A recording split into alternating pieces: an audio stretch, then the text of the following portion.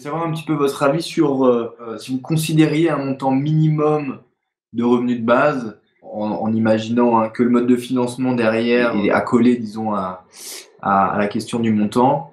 Est-ce que vous considérez un montant minimum ou est-ce que vous considérez qu'un revenu de base à 1 € serait déjà une avancée?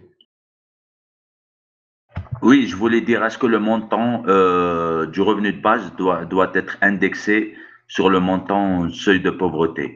Le montant indexé au seuil de pauvreté était de 1 016 € en 2016. Merci. Moi, si vous avez suivi mon argumentation, je suis pas lié au seuil de pauvreté. Je suis lié à une répartition juste et égalitaire du PIB entre le revenu de base et le reste de la population, enfin, et les producteurs. Donc, j'ai pas de lien direct. La bonne nouvelle, c'est que je tourne autour de ce chiffre de 1 200 € par mois en France, par adulte. Donc, je dirais que j'en suis proche, parce que finalement, on peut définir le seuil de pauvreté comme un montant qui, en fonction des prix des biens autour de nous, tourne autour de ce revenu minimum que je défends. Donc, c'est-à-dire que c'est un heureux hasard, mais c'est peut-être pas aussi hasardeux que ça, parce que finalement, ça revient à dire qu'on est pauvre quand on n'a pas cette répartition un peu plus justifiée de la production d'un pays entre tous les individus.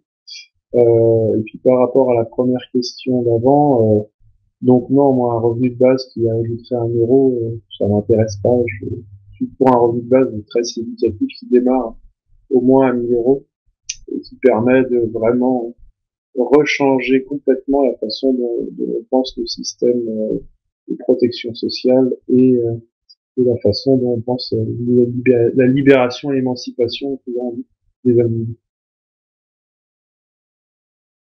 Bon, alors moi, pour la question du seuil de pauvreté, j'ai un problème avec le seuil de pauvreté, c'est qu'il est défini par rapport au revenu médian. C'est-à-dire que selon les personnes qu'ils considèrent, l'INSEE ou l'État français, c'est soit 50%, soit 60% du revenu médian. Et pour moi, le problème, c'est que du coup, l'habit ne fait pas le moine. Ce seuil de pauvreté n'est pas un seuil de pauvreté. C'est-à-dire que le revenu médian n'ayant rien à voir ni de près ni de loin avec la pauvreté, un pourcentage de ce revenu médian n'a rien à voir ni de près ni de loin avec la pauvreté non plus.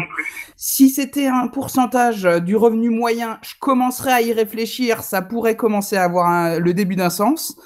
Et si c'était par rapport au patrimoine moyen, là, ça commencerait à devenir sérieux, mais par rapport au revenu médian, ça n'a juste aucun sens pour moi.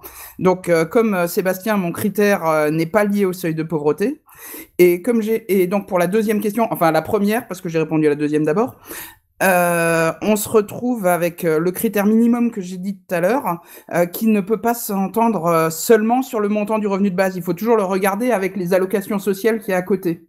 C'est-à-dire que si on garde toutes les allocations sociales qui existent aujourd'hui et que c'est un revenu de base en plus du RSA, c'est pas mon but premier parce que mon critère de suffisance c'est pour obtenir le plein emploi, mais 1 euro ce serait déjà un bon début. Par contre, si on retire le RSA, faut que ce soit au moins 1 euro au-dessus du RSA. Si on retire l'ASS, faut que ce soit au moins 1 euro au-dessus de l'ASS. Si on retire les aides au logement, faut que ce soit au moins 1 euro du RSA ASS plus les aides au logement. Si on retire le minimum vieillesse, faut que ce soit au moins au-dessus du minimum vieillesse. Enfin, moi j'ai le critère de non-régression comme plancher bas et le critère de plein emploi comme optimum à atteindre. Pour reprendre le sujet de Saline, on parle beaucoup de suffisance par rapport au seuil de pauvreté. En effet, quand on parle du revenu de base, alors Henri et moi, on a des visions de revenus de base qui sont décorrélées de ça.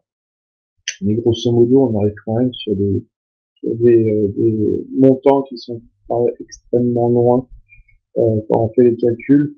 Donc, je pense qu'il y a une sorte de cohésion, de cohérence, de tendance vers ce type de montant et de rémunération par le revenu de base.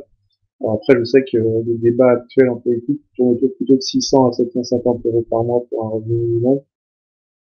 Là, je laisse chacun en penser ce qu'il a envie. Moi, mon avis, c'est que c'est encore insuffisant par rapport à ce qu'on pourrait faire, mais évidemment, pour les politiciens qui ne veulent pas trop toucher au système actuel, mais avoir des idées nouvelles, c'est vrai que c'est la meilleure façon de le défendre.